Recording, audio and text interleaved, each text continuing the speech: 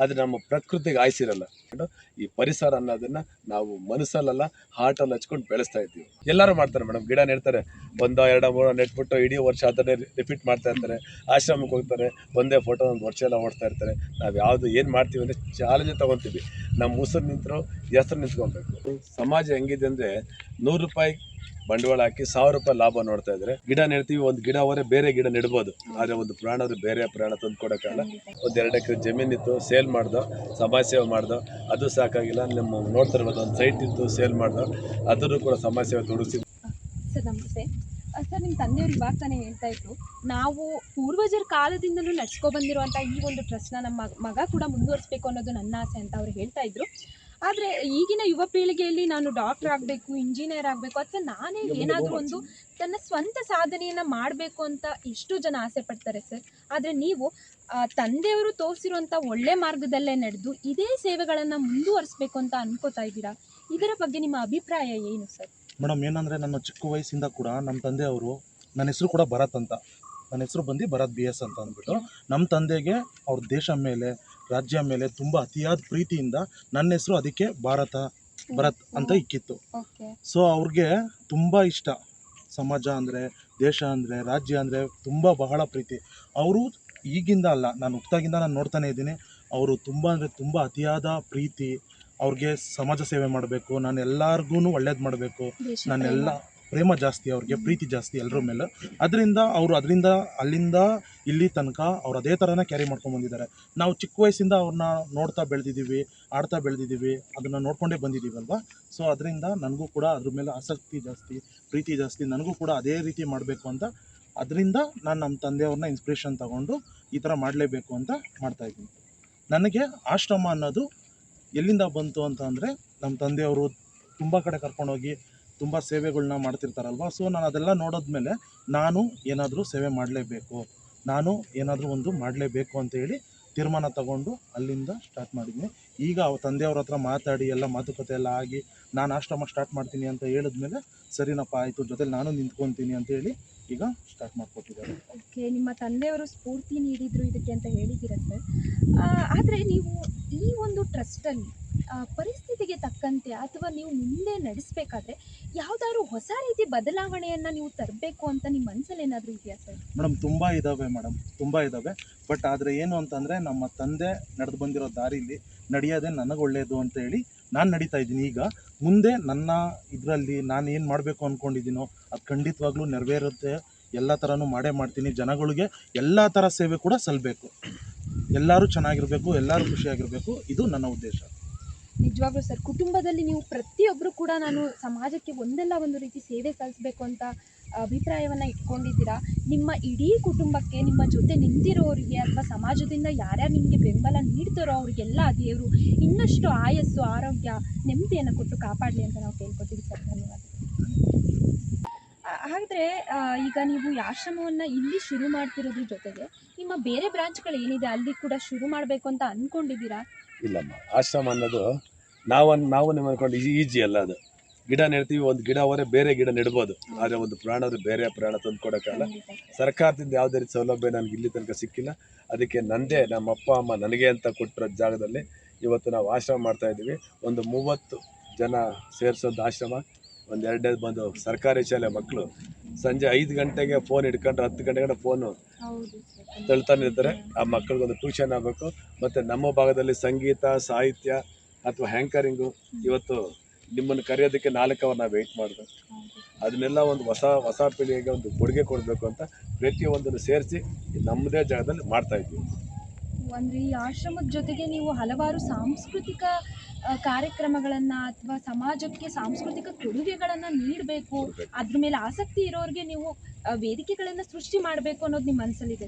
ತುಂಬ ದಿನದಲ್ಲಿ 24 ಗಂಟೆ ಈ ಟ್ರಸ್ಟ್ ಆಕ್ಟಿವ್ ಆಗಿರಬೇಕು. ಇವತ್ತು ನಮ್ಮ ಯೋಧರ ಗಡಿದಲ್ಲಿ ಯಾವ ರೀತಿ ಆಕ್ಟಿವ್ ಆಗಿರ್ತಾರಲ್ಲ, ಪ್ರತಿಯೊಂದು ಇಲ್ಲಿ ಏನು ಬಂದವರು ಒಬ್ಬರು ಕೂಡ ಏನಿಲ್ಲ ಅಂತ ಕೊರತೆಯಿಂದ ಆಚೆ ಹೋಗೋದು ಬೇಡ ಅನ್ನೋದು ನಮ್ಮ ಉದ್ದೇಶ. ಸರ್, ನೀವು ಹೀಗೆ ಮಾತಾಡಬೇಕಾದ್ರೆ ಹೇಳಿದ್ರಿ ಗೌರ್ಮೆಂಟಿಂದ ನಮಗೆ ಯಾವುದೇ ಥರ ಫಂಡ್ ಬಂದಿಲ್ಲ ಅಥವಾ ನಾನು ಕೂಡ ಅದನ್ನು ಎಕ್ಸ್ಪೆಕ್ಟ್ ಮಾಡಿಲ್ಲ, ನನ್ನ ಸ್ವಂತ ಖರ್ಚಿಂದ ನಾನು ಇದನ್ನು ನಿಭಾಯಿಸ್ತಾ ಇದ್ದೀನಿ ಅಂತ. ಆದರೆ ನನಗೊಂದು ಅನುಮಾನ ಏನಂದರೆ, ನೀವು ಇದೇ ಥರ ಮಾಡ್ತಾ ಹೋದರೆ ನೀವು ಮುಂದೆ ಇದನ್ನು ಹೇಗೆ ಸಂಭಾಳಿಸ್ತೀರಾ ಸರ್? ಈ ಖರ್ಚು ವೆಚ್ಚಗಳನ್ನು ನೀವು ಹೇಗೆ ನಿಭಾಯಿಸ್ತೀರಾ ಅಂತ ಕೇಳ್ತೀನಿ. ಮೇಡಮ್, ನಾವು ಸ್ಟಾರ್ಟ್ ಮಾಡಿದಾಗ ತುಂಬ ಚಿಕ್ಕದಾಗಿತ್ತು, ಕಡಿಮೆ ಖರ್ಚಲ್ಲಿ ಆರಂಭಿಸ್ತು. ಇದು ಸೇವೆ ಅನ್ನೋದು ಒಂಥರ ಜೂಜಿದೆ. ಇದು ಒಳಗಡೆ ಇಳಿದ ಮೇಲೆ ಆಚೆ ಬರೋಕ್ಕೆ ಯಾರ ಕೈಲೂ ಆಗಿಲ್ಲ. ಕೆಲವರು ಹೋದವ್ರು ಮತ್ತೆ ರಿಟರ್ನ್ ಬಂದಿಲ್ಲ. ನಾವು ಮಾಡ್ತಾ ಹೊರಟಾಗ ಒಂದು 2 ಎಕರೆ ಜಮೀನಿತ್ತು, ಸೇಲ್ ಮಾಡ್ದೋ, ಸಮಾಜ ಸೇವೆ ಮಾಡ್ದೋ, ಅದು ಸಾಕಾಗಿಲ್ಲ. ನಮ್ಮ ನೋಡ್ತಿರ್ಬೋದು, ಒಂದು ಸೈಟ್ ಇತ್ತು, ಸೇಲ್ ಮಾಡ್ದೋ, ಅದನ್ನು ಕೂಡ ಸಮಾಜ ಸೇವೆ ತೊಡಗಿಸಿದ್ದೀವಿ.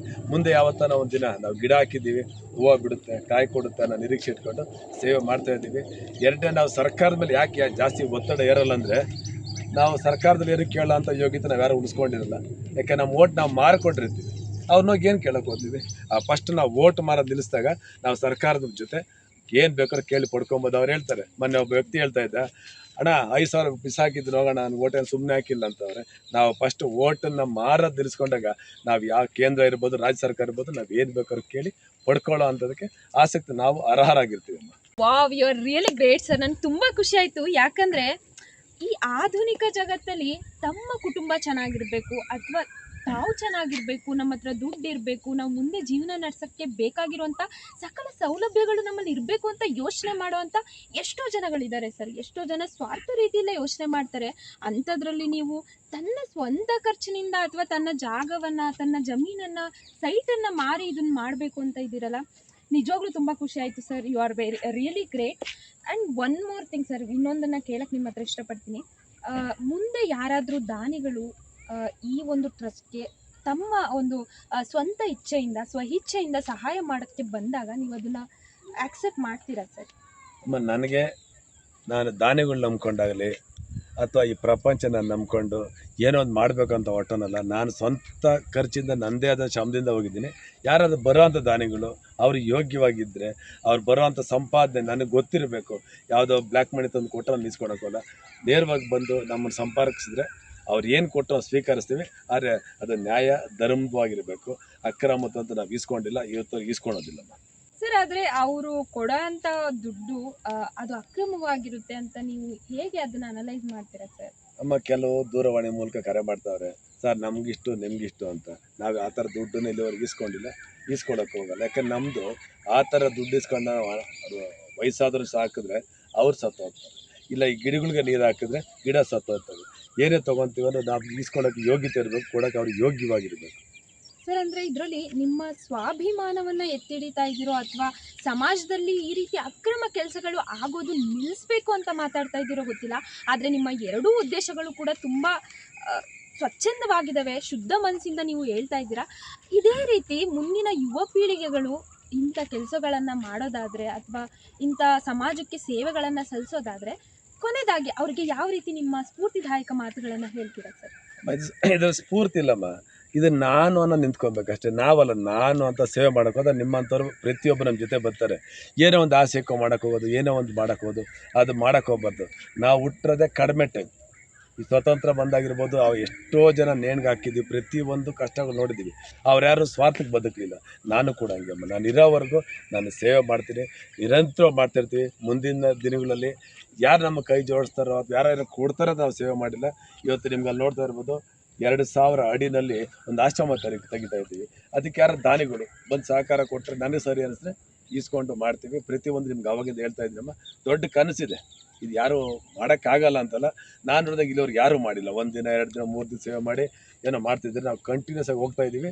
ಇನ್ನು ಮುಂದೆ ಹೆಚ್ಚು ಹೆಚ್ಚು ಸೇವೆ ಮಾಡೋವಂಥ ಆಸೆ, ಬೆಟ್ಟದಷ್ಟು ಆಸೆ ಇದೆ. ಆದರೆ ಏನೇ ಬಂದರೂ ನಮ್ಮತನನ, ನಮ್ಮ ರಾಜ್ಯನ, ನನ್ನ ಭಾರತನ ಬಿಟ್ಕೊಡೋ ಕ್ವಶನ್ ಇಲ್ಲವೇ ಇಲ್ಲ.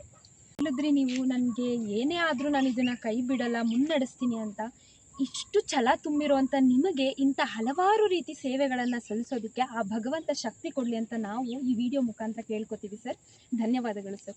ಹಸಿರೇ ಉಸಿರು ಅನ್ನೋ ಟ್ರಸ್ಟ್ ಮುಖಾಂತರ ಮಾತಾಡಿದಂಥ ಸಂಸ್ಥಾಪಕರ ಮಾತುಗಳಿಂದ ನಮ್ಮ ವಿಡಿಯೋನ ವೀಕ್ಷಿಸ್ತಾ ಇರುವಂಥ ಹಲವಾರು ಪ್ರೇಕ್ಷಕರಲ್ಲಿ 1000 ಜನದಲ್ಲಿ ಒಬ್ಬರು ಬದಲಾವಣೆ ಆದರೂ ಕೂಡ ನಾವು ಈ ವಿಡಿಯೋ ಮಾಡಿರ್ತಕ್ಕಂಥದ್ದಕ್ಕೆ ನಮಗೆ ಸಾಕಷ್ಟು ತೃಪ್ತಿ ಸಿಗುತ್ತೆ, ಅರ್ಥವಾಗಿರುತ್ತೆ ಅಂತ ಕೇಳ್ಕೊತೀನಿ. ಧನ್ಯವಾದಗಳು.